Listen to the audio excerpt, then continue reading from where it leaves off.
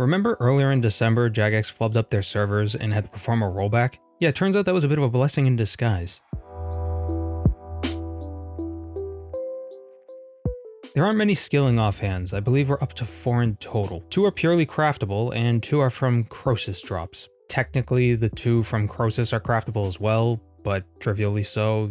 Some flakes and the base drop, and you get a skilling offhand. It's basically just a drop. I already made the Artificer's Measure a while back before grinding out 99 crafting. It gives crafting and construction bonuses, small bonuses, but bonuses nonetheless. The other skilling offhand is the Orthan Furnace Core, which grants bonuses to smithing and firemaking. The bonuses are pretty mild, honestly. 25% increased chance for the Scroll of Efficiency to proc when smithing, 5% more XP for 5 minutes after the Breakdown perk or the Pyromaniac perk activate, and you'll spawn Forged Phoenixes rather than Fire Spirits when firemaking. You can also spawn them while smithing. The best perk is actually the simplest. Superheat Form no longer uses prayer points. Super convenient. The Dark Facet of Grace enchantment gives that same power to the Grace of the Elves, but I'm pretty sure the Dark Onyx Core doesn't actually exist, so this is the next best thing. The reason I waited so long to make this thing, even though it would have been super useful during the 99 smithing grind, and you can boost to make it, so you don't need 99 to make it, you can make it at like 97 or whatever Spicy Stew, is because of the Draconic Energy. I only recently managed to do a full clear of the Dragonkin Laboratory, and I walked away with 7 Draconic Energy.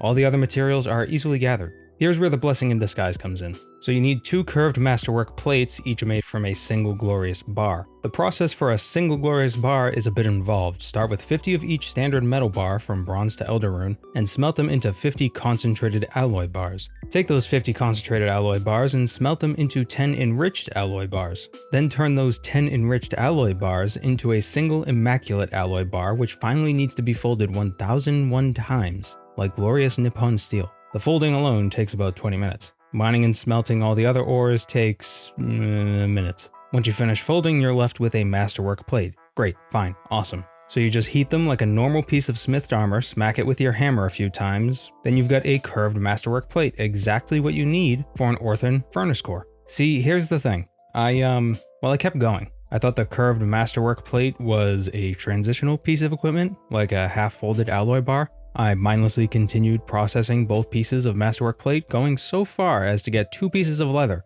to make 2 lined masterwork armor pieces. And therein lies the problem. Armor pieces. I noticed this mistake too late, and I realized I'd need to mine another 100 bars worth of each ore, all over again. Do more folding, more hammer smacking. It was late, so I went to bed. And behold, somebody spilled soda all over Jagex's servers, resulting in a rollback. Imagine my excitement when I log in with 1 curved masterwork plate and a heated but not yet completed curved masterwork plate. It's like Jagex saw my mistake and rolled me back to just before I made it. Content creator privilege. I guess there was a rollback, and they're back to curved masterwork plates. So I don't need to remake everything. I guess the rollback helped me out. What? Okay. Now on to the remaining materials. I already had some vital sparks in my bank, plenty of magic logs, stone spirits and swamp tar aren't a problem whatsoever. Those accumulate over time from boss drops and ranch out of time salamanders. I also had some dragon burners in my bank from the long archaeology grind. All we need now is 100 extra fine sand and 200 Taraman incense sticks. The sand is easy. We can mine it from the concentrated rocks in Menaphos and get rocks either 1, 2, 5, or 10 kilograms in size. Grinding it with the telekinetic grind spell grinds all pieces of sandstone of the same size at once. I noticed you tended to get 1 piece of sand for every 10 kilograms you grind, maybe a bit less. With max mining gear, every swing does enough damage to chip off some of the sandstone. So if every swing has an equal chance of producing any one of the 4 pieces of sandstone, we're looking at a 4.5 kilogram piece of sandstone per swing on average, which translates to 0.45 pieces of extra fine sand per swing. We should get 100 sand after about 200 swings. Each swing takes 2.4 seconds, you can do the math. Unfortunately, I didn't really put this much thought into it at the time, so I didn't keep track of any of this. This is just educated guesswork because I've been infrequently collecting sand and blessing it so I can make a blessed flask at some point in the future. The incense sticks will actually take much longer to get. Not only do I need to cut 400 normal logs, I'll need to fletch them into sticks, collect 200 impious ashes, coat the sticks in said ashes, and then add herbs to them. The Seer's headband doubles the amount of normal logs you get. The Resourceful Tool perk has a slight chance to prevent the tree from being felled, and Guam incense sticks at max potency give you a 40% chance to gain an additional log while cutting normal trees, so there are quite a few shortcuts. For Impious Ashes, I thought the Spell Wisps would be my best bet, but they're only considered good because they're so close to a bank deposit box. With the Death Note Relic Power, Aggression Potions, and the expanded area loot range by playing on mobile, you can sit in the middle of the Pyre Fiends in the Fremennik Slayer dungeon and loot basically the entire room without moving.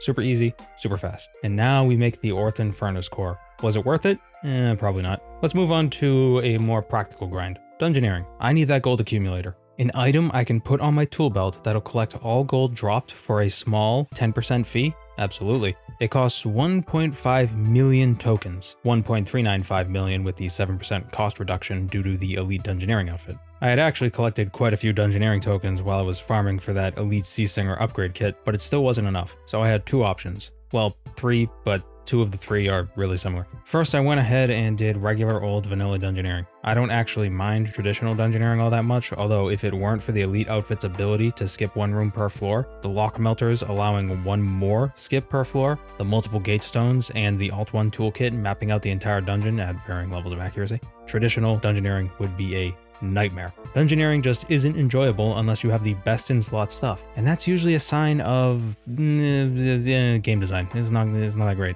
It's certainly not modern game design. We talked a bit about this on stream. I find Dungeoneering to be a good streaming activity. It's simple to do while talking, but there's enough happening on the screen to be interesting. Anyway, I think a big problem with Dungeoneering is how restrictive it is. And I'm not talking about how we can't bring outside equipment. It's that we're basically stuck training in Demonheim, going in order from top to bottom every single time, fighting bosses that are either trivially easy or frustratingly slow. And the puzzle rooms can sometimes take way too long, like the spike floors or the ghost pillar thing. I don't know what the puzzles are called, but you know what I'm talking about. It really shows its age, and buffing the bosses and XP rates just isn't a sufficient fix. I think what could be fun is a roguelike game mode. You go in with nothing, no binds, no equipment, nothing at all. You go through rooms searching for the boss while solving puzzles and collecting gear and supplies with no penalty for leaving some rooms unexplored. Rather, the reward for exploring some of the far-reaching rooms is buffs and boons, special effects like what we get in Shattered Worlds. Once you defeat a boss, you can move to the next floor with everything you got from the previous floors.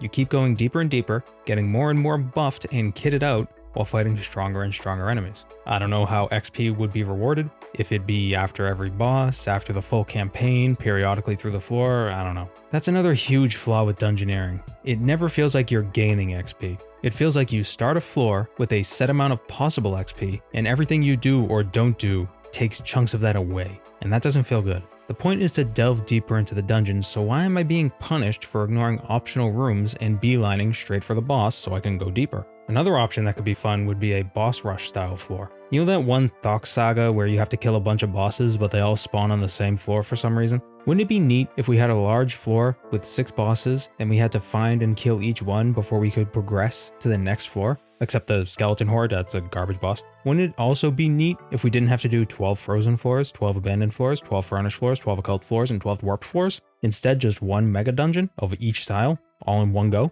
5 larges, then a huge XP drop at the end. Could be fun. So I took a break from Dungeoneering to kill some Mama Dinos, had a Dinosaur Slayer task. Pair the Slayer Helm boost with the Necklace of Salamancy, and you're doing some pretty decent damage with 100% accuracy. I opted to kill Pathenchikaken, mostly because the Stun and Run or Recalca method is a pain in the ass, and Rathus is weak to stab, and I don't think the Sun Spear will cut it. Literally have nothing better. Also, Phthalate is pretty easy. Rezo the ranged hit, avoid the lightning, dive out of the way. Pretty simple. Ooh. Neat. Heart of the Seer. Dope.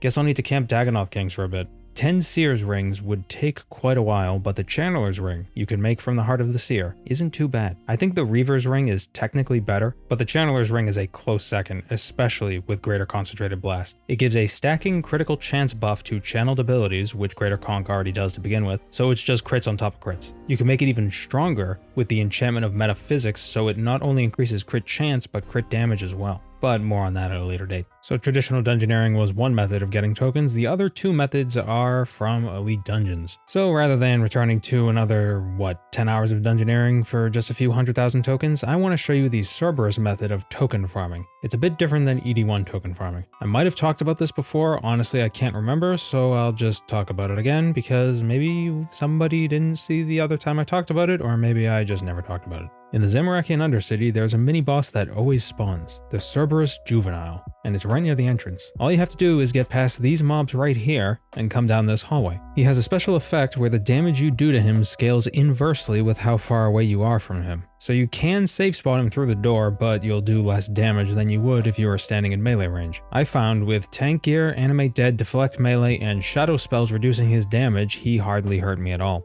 The best part in all this is that you don't actually have to kill the first trash pack. This was possible with Bladed Dive, but now that you can get the dive ability from a quest, and you don't need melee weapons to cast it, this strat became way more accessible and easier. Run to the end of this wooden structure on the ground. A ladder? I think it's a ladder. From there, run directly north, stopping on the first square after the stairs. Make sure you're aligned facing north toward the mobs and the barrier. Press your dive keybind and hover it over the alleyway. Hit your surge keybind and then click on the ground so you dive to that location in the alleyway. If you time it correctly, surging then diving, you should sorta teleport into the alleyway. Ideally, you'll have done this fast enough that the Chaos Witch isn't near enough to aggro you. If she does aggro you, sometimes she'll pull the other mobs with her. You can just teleport out and try again. If she doesn't pull the others, you can pretty easily kill her. Just make sure you aren't fighting Cerberus while she's aggroed because she can cast a big heal on the pup. Every kill gets you 5,000 tokens, and you could probably get a kill every 2 minutes or so. Amanishi token farming groups might be faster, but this is pretty chill. And if you have some Zamorakian Lucky Charms lying around from the Wilderness Flash events that never give you a Dark Onyx no matter how many times you try to get it, you might as well bring them along. Get some slivers or Zamorakian sigils. Finally, the dog counts as both a demon and a hellhound and gives 10,000 Slayer XP when killed. Little thing to keep in mind. After a good bit of grinding, I finally had 1.4 million tokens. A painful amount to spend, but damn will it be worth it. The quality of life of never having to pick up a single stack of coins again is wonderful. And if I'm ever going to comp this account, I'm going to have to get 120 Slayer, which means I have a long Slayer grind ahead of me. This will come in handy in a lot of places. And to put it on my tool belt, I need to spend 500 Slayer points, which I already pre-ground. Pre-grinded? Yeah, anyway, let's put this bad boy on my belt. Nice. It's a good place to end it. Thanks for watching.